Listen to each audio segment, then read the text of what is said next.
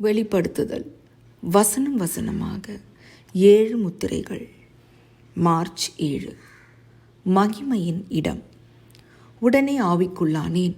அப்பொழுது இதோ வானத்தில் ஒரு சிங்காசனம் வைக்கப்பட்டிருந்தது.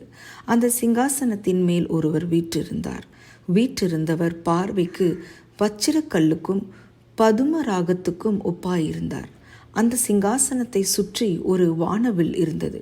அது பார்வைக்கு மரகதம் போல தோன்றிற்று. வெளிப்படுத்துதல் அதிகாரம் 4 வசனங்கள் 2 மற்றும் 3. தானியேல் 7ஆம் அதிகாரத்தில் நீண்ட ஆயுசுள்ளவரான பிதாவை பற்றி வாசிக்கிறோம். அவர் தமது ஆசரிப்பு கூடாரத்தில் வீற்றிருக்கிறார். அவருடைய வஸ்திரம் உறைந்த மழையைப் போலவும் அவருடைய சிரசின் மயிர் வெண்மையாகவும் பஞ்சை போல துப்புரவாகவும் இருந்தது.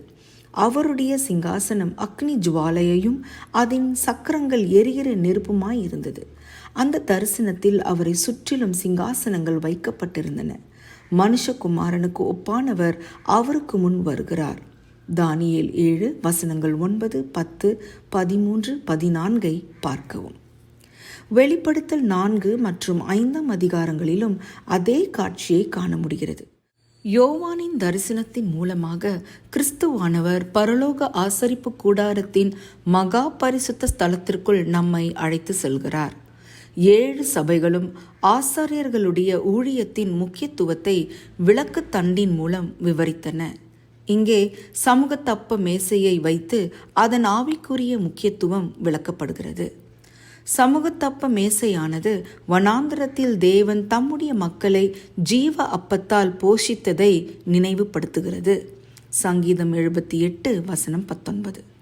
ஜீவ வார்த்தையான கிறிஸ்துவுக்கு அடையாளமான மேசை மீது இருந்த அப்பம் 2 வரிசைகளில் 12 அப்பங்களாக வைக்கப்பட்டிருந்தன.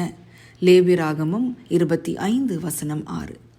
12 என்கிற எண்ணிக்கை தேவ மக்களாகிய கிறிஸ்துவின் சரீரத்தை சுட்டி காட்டுகிறது. ஏனெனில் இஸ்ரவேலின் கோத்திரங்கள் 12, ஆதிகால திருச்சபையின் அப்போஸ்தலர்கள் 12. ஆகவே இது வெளிப்படுத்துதல் 3:21 சொல்லப்பட்டுள்ள சத்தியத்திற்கு பொருத்தமான அடையாளமாக உள்ளது. நான் ஜெயங்கொண்டு என் பிதாவினுடைய சிங்காசனத்திலே அவரோட கூட உட்கார்ந்தது போல ஜெயங்கொள்ளுகிறவன் எவனோ அவனும் என்னுடைய சிங்காசனத்தில் என்னோட கூட உட்காரும்படிக்கு அருள் செய்வேன். பிதாவாகிய தேவன் தமது சிங்காசனத்தை இயேசுவுடன் பகிர்ந்து கொள்கிறார். அவர் தமது மக்களுடன் அரசாங்கத்தை பகிர்ந்து கொள்கிற சலுகை அளிக்கிறார். அவரது சிங்காசன அறையில் கூட வேற 24 சிங்காசனங்கள் உள்ளன. தேவன் நம் கருத்தையும் அனுமதிக்கிறார் என்பதும் தம் சிருஷ்டியின் ஆளுகையில் தம் சிருஷ்டிகளும் பங்கு கொள்ள அழைக்கிறார் என்பதும் எவ்வளவு அற்புதமான உண்மை! பரலோக பிதாவே, நீர் தாழ்மையோடு ஆட்சி செய்வதற்காகவும் உமது கிருபையின் உடன்படிக்கையை எங்களுக்கு நினைவூட்டுகிற வானவில்லுக்காகவும் உம்மை துதிக்கிறோம். உமது மகிமையை நாங்கள் பிரதிபலிக்கட்டும். ஆமேன். அதிக ஆராய்ச்சிக்கு 1 கொரிந்தியர் 6:2, வெளிப்படுத்துதல் 21 வசனங்கள் 12 மற்றும் 14, மத்தேயு 19 வசனம் 28. ஆமேன்.